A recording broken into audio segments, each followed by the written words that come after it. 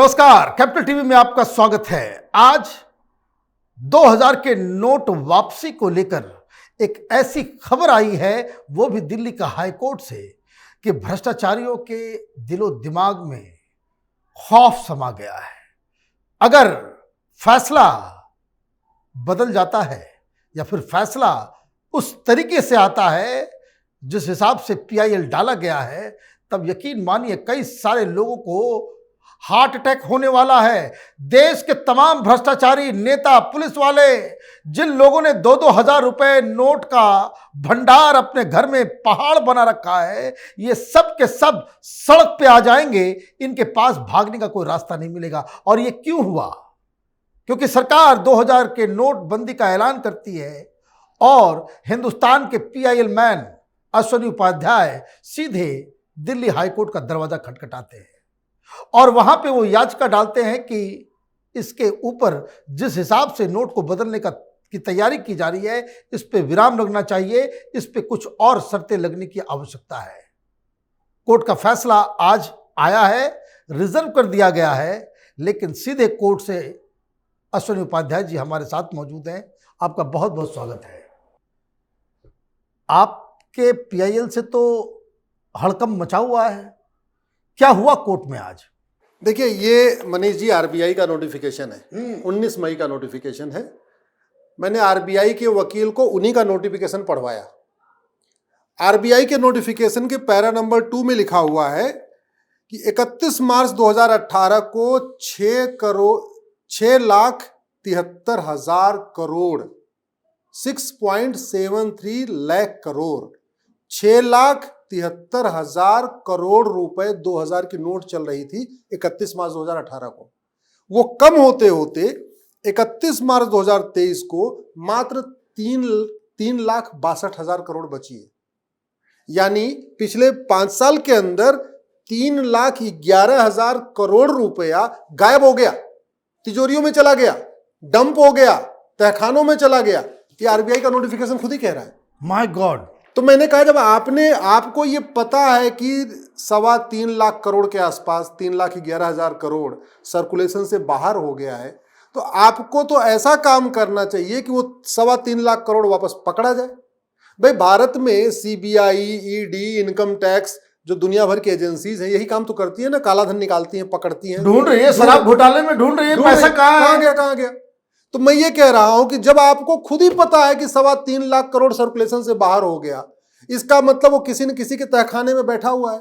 फिर आप ये नोटिफिकेशन क्यों ला रहे हो कि नहीं, आप जाओ बैंक में, आपको आईडी प्रूफ नहीं देना है, आपको स्लिप नहीं भरनी है, वहां कोई रजिस्टर में आपको साइन नहीं करना, आपको मोबाइल नंबर नहीं बताना, और पैसा दो और पैसा ले लो। मैंने आज हाई कोर्ट में कहा, इस तरीके की नोट बदली, ये नोटबंदी नहीं, नोट बदली, करेंसी एक्सचेंज, ये दुनिया में पहली बार हो रही है। न कभी भारत में हुई ऐसी नोट बदली, न पूरी दुनिया में हुई। अमेरिका में भी करेंसी एक्सचेंज हुआ था तो बाकायदा अकाउंट में जमा किया गया था। भारत में 2016 वाला जो नोटबंदी हुई थी, जिसके बाद ये 2000 की नोट आई, उसमें भी या तो अकाउंट में जमा करना था, और अगर अकाउंट के बाहर भी जमा करना था, जिन लोगों के पास पैसा नहीं, अकाउंट नहीं था, तो बाकायदा वहां पे आपको अपना आधार लेके जाना था, राशन कार्ड लेके जाना था, कोई न कोई एक आईडी प्रूफ लेके जाना था, ओरिजिनल लेके जाना था, और बाकायदा वहां रजिस्टर पे एंट्री होती थी, मोबाइल नंबर नोट किया जाता था। ये प्रोसेस 2016 में था। तो इस बार वो भी नहीं है। इस बार वो नहीं है। क्यों नहीं है? मैंने कहा 2016 और 2023 में सबसे बड़ा अंतर तो ये आया कि 48 करोड़ जनधन खाते खुल गए। 48 करोड़ जनधन खाता हमेशा गरीबों का खुलता है, तो कोई ये भी नहीं कह सकता कि गरीबों के पास बैंक खाता नहीं है। 48 करोड़ खाते खुल चुके हैं। टोटल भारत में खाते 225 करोड़ हैं, 225 करोड़ टोटल खाते अकाउंट। हाँ, मतलब जनधन खाता 48 crore, saving bank account, current bank account, PPF account, fix deposit amount, post office का जो डिपॉजिट वाला होता है अकाउंट, वो सब मिला के 225 करोड़ अकाउंट है। मैंने आज दिल्ली हाई कोर्ट में वहीं पे जज साहब से कहा, हमने कहा 30 करोड़ परिवार है, 130 करोड़ बैंक आधार बन चुका है, यानी हर परिवार के पास 3-4 आधार है। तो कोई ये भी नहीं कह सकता भाई मेरे पास कुछ दिखाने के लिए है नहीं, मेरे पास कागज है। 30 करोड़ परिवार है, 225 करोड़ खाते खुल चुके हैं इसका, और 48 करोड़ जनधन खाते खुल चुके हैं, जो दलितों के खुले, आदिवासियों के मतलब ऑलमोस्ट सबके घर में हर जगह बैंक अकाउंट है, सब बैंक से जुड़े हुए। फिर ये सारा का सारा जो नोट बदली हो रही है, ये बैंक के जरिए क्यों नहीं हो रही है, अकाउंट के जरिए क्यों नहीं हो रही, बाहर क्यों हो रही है? और बाहर भी हो रही है तो अप्रत्याशित पहली बार ऐसा हो रहा है कि नहीं, आपको आधार भी नहीं दिखाना, डॉक्यूमेंट भी नहीं दिखाना, मोबाइल नंबर भी नहीं देना, रजिस्टर में एंट्री नहीं करना, फिर सर्कुलेशन कैसे होगा? अब ये बताइए कि आपने जो याचिका डाली उसमें क्या क्या मांग आपने रखी है? हमने ये मांग किया है कि इस नोटिफिकेशन में एक तो जो पहला ये कह दिया कि या तो आप खाते में जमा करिए या आप बदल लीजिए, ये बदलने वाला ऑप्शन बंद होना चाहिए, केवल और केवल खाते में। आखिर शराब घोटाले का पैसा कैसे पकड़ा जाएगा? ये जो 3.25 लाख करोड़ गायब हुआ है, इसमें शराब घोटाला भी है, इसमें चावल घोटाला भी है, इसमें 2G घोटाला भी है, इसमें कोयला घोटाला भी है, इसमें कॉमनवेल्थ घोटाला भी होगा। इसमें पैसे में, इसी पैसे में 3.25 लाख करोड़ में वो भी होगा जो वहां पे बंगाल में चल रहा चिट फंड स्कैम, जो टीचर स्कैम, जो टीचरों की भर्ती हुई है। आखिर जितने भी घोटाले होते हैं, चाहे वो नौकरियों में घोटाला हो, सिपाही की नौकरी में हो, टीचर की, वो सारा पैसा इकट्ठा तो होता है ना, और सब कैश में होता है, सारा कैश में होता है। कोई बैंक से उनको पकड़ने का इससे बढ़िया तरीका क्या है? हमारी ईडी छापा मारती है, कभी 20 करोड़ पकड़ती है, कभी 30 करोड़ पकड़ती है, कभी 50 करोड़ पकड़ती है। यहां साफ साफ दिख रहा है कि 3.25 लाख करोड़ मार्केट से गायब है। 3.25 लाख करोड़ को सबसे लाने का बढ़िया यही तरीका है, भैया सब लोग अपने खाते में जमा करो, नहीं तो तुम्हारा पैसा बेकार, 30 सितंबर के बाद तुम्हारी 2000 की नोट बेकार हो जाएगी। इतना सा काम करना था। दूसरा, एक जो बार बार ये कहा गया कि पर डे 20,000 की लिमिट है, वो झूठ है। हमने कहा कि मैंने आरबीआई के वकील को बोला, हमने कहा आपने मीडिया में बयान दे के आपने झूठ बोला है, आपने मिसलीड किया है। आप जरा देखिए, साफ साफ लिखा हुआ है 20,000 एट ए टाइम, यानी एक बार में 20,000 बदल सकते हैं। अब जिसकी बैंक मैनेजर से साठगांठ हो जाए, या बैंक मैनेजर को डरा धमका दे, कोई माफिया टाइप का आदमी हो, गैंगस्टर टाइप का आदमी हो, वो तो हर 2-2 मिनट पे 20-20 हजार रुपए लेता रहेगा। जब कहीं एंट्री नहीं करना, कहीं कुछ करना ही नहीं है, इससे 2 बड़े खतरे हुए हैं। कोई नेता पहुंच गया, कोई माफिया पहुंच गया, अतीक अहमद जैसा आदमी पहुंच गया। भाई पिछली बार 2016 में लोगों ने मनरेगा के खातों में पैसा जमा किया, हाँ। लेकिन उससे कम से कम मनरेगा के मजदूरोों को फायदा हुआ कि 20% उनको भी मिला। 1 लाख जमा करते थे तो 20,000 उस मजदूर को दे देते थे, 80,000 रुपए लेते थे। चलो 20,000 हमसे काले धन में कम से कम कुछ तो पैसा मजदूर को मिला, गरीब को कुछ फायदा फायदा हुआ। सही बात। इस बार तो कहीं कोई है ही नहीं है, खाते में जमा ही नहीं करना है। इसका मतलब जो भ्रष्ट बैंक कर्मचारी हैं, अधिकारी हैं, उनकी तो बल्ले बल्ले हो गई। वो 20% लेंगे, नोट बदलते जाएंगे। लेकिन जो ईमानदार है, जो नहीं करना चाहता, उसके सर पे कोई बंदूक रख के बदलवाएगा। तो वो कानून है, कोई आप कह भी नहीं सकते कि हम नहीं करेंगे। आपको रजिस्टर मेंटेन ही नहीं करना।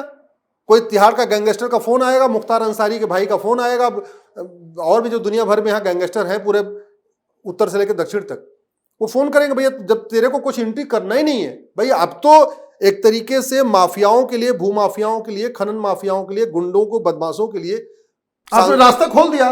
भ्रष्ट सांसदों, विधायकों के लिए रास्ता खोल दिया। वो तो धमकाएंगे, भाई जब तुम्हें कोई एंट्री करना ही नहीं है तो ये पकड़ 10 करोड़ पकड़, 10 करोड़ लाके दे। आरबीआई क्या कह रही है इसके ऊपर?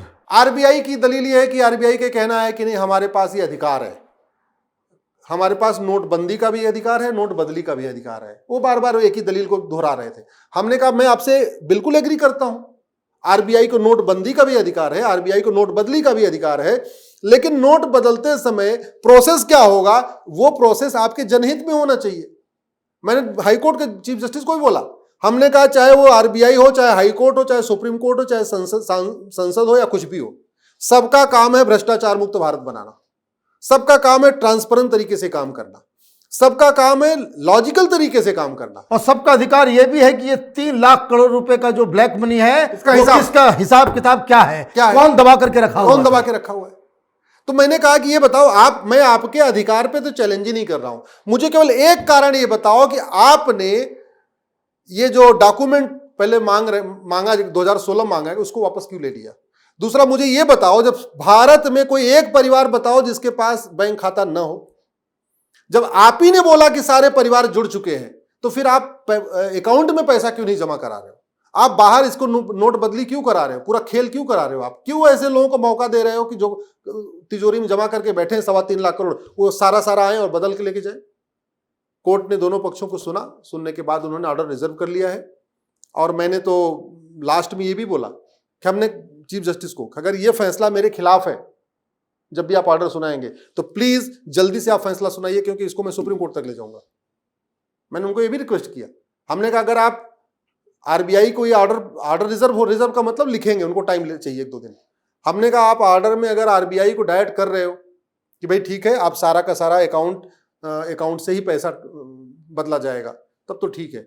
लेकिन अगर आप मेरे खिलाफ फैसला दे रहे हो तो प्लीज आप 1 दिन के अंदर फैसला दे दीजिए, क्योंकि इस फैसले को हम सुप्रीम कोर्ट में चैलेंज करेंगे। क्योंकि ये जो आरबीआई का काम है, ये जो नोटिफिकेशन है, ये पूरी तरीके से मनमाना है, इलॉजिकल है, इरेशनल है, आर्बिट्रेरी है पूरी तरीके से। कहीं इसका मतलब कोई तर्क इसका बन नहीं रहा कि क्यों 2023 में जहां 225 करोड़ बैंक खाते हैं, 48 करोड़ जनधन खाते हैं, सबके पास सब परिवार बैंक से जुड़े हुए हैं, वहां पे बैंक के खाते में पैसा जमा कराने की बजाय आप कैश जो बदलवा रहे हो, किसको फायदा कराने के लिए आप कर रहे हो? ऑब्वियस सी बात है कि जिनके पास वो दबा हुआ है, जो लोग 3 लाख करोड़ रुपए का नोट जो है घर के अंदर बंद करके रखे हुए हैं, उनको ही फायदा पहुंचेगा। मनीष जी, इसमें सबसे इंपॉर्टेंट बात है कि 2016 में तो बाकायदा जो अदला बदली हुई थी अकाउंट के बाहर भी, उसमें भी बाकायदा रजिस्टर मेंटेन था, आधार नंबर नोट किया गया था, मोबाइल नंबर नोट किया गया था, आइडेंटिटी प्रूफ का सब कुछ नोट किया गया था और ओरिजिनल मांगा गया था। इसके बावजूद बहुत बड़े मात्रा में खेल हुआ था। और 2000 के नोट तो आम लोगों के पास है ही नहीं। ये तो सिर्फ धनाढ़ किस्म के नेता, भ्रष्ट अधिकारी, भ्रष्ट नेता, भ्रष्ट सांसद, भ्रष्ट विधायक, जो घोटाला करने वाले लोग हैं, उनके पास है। उन्हीं के पास। तो ऐसे में फिर ये मतलब इलॉजिकल है। आरबीआई बस ले दे के केवल एक ही जवाब, नहीं हमारे पास अधिकार है, हम बदल सकते हैं, ये पॉलिसी मैटर है, पॉलिसी मैटर है, कोर्ट को इंटरफेयर नहीं करना चाहिए। ले दे के वो 2-4 पुराने जजमेंट साइट कर रहे थे, ये पॉलिसी मैटर। हमने कहा पॉलिसी मैटर रेशनल होना चाहिए, पॉलिसी मैटर लॉजिकल होना चाहिए, और जनहित में होना चाहिए, और ट्रांसपेरेंट होना चाहिए, और अकाउंटेबल होना चाहिए। ये थोड़ी मनमाना आप कर दोगे। किसके फायदे के लिए कर रहे हैं आप? चलिए, मैं तो ये भी रिक्वेस्ट करता हूं कि इस मामले में आपने इस पे चर्चा किया है।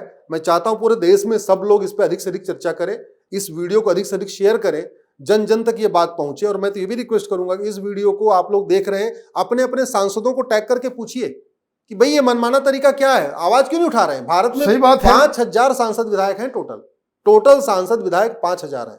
उनका काम भ्रष्टाचार मुक्त भारत बनाना है कि नहीं है? ये क्यों नहीं आवाज उठा रहे? अपने आप को ईमानदार कहने वाले भी इसमें शांत बैठे हुए, उनको भी सोचने बहुत बढ़िया। ये तो सोने पे सुहागा हो गया, कहते नहीं बिल्ली के भाग से वो चीका टूटा। वो कट्टर ईमानदार लोग भी जो है चुपचाप बैठे हुए हैं। कट्टर ईमानदार तो पिछले बार तो बहुत सारा पैसा फंस गया था। हाँ, लाओ इस बार ग्रेटर कैलाश के बिल्डिंग में। इस बार जो है कोई प्रॉब्लम नहीं है। आपका बहुत बहुत धन्यवाद। और पूरा देश आपके साथ इस मुद्दे पे खड़ा है कि देश में जो 2000 के नोट दबा करके बैठे भ्रष्टाचारी हैं, ये कौन लोग हैं, इनका चेहरा, इनका नाम, इनका पूरा पता ये देश के हर नागरिक को मालूम हो, ये जानना उनका अधिकार है। आपका बहुत बहुत धन्यवाद। अगर आपको ये वीडियो पसंद आया तो आप इसे लाइक करें, शेयर करें और कैपिटल टीवी को सब्सक्राइब करें। धन्यवाद।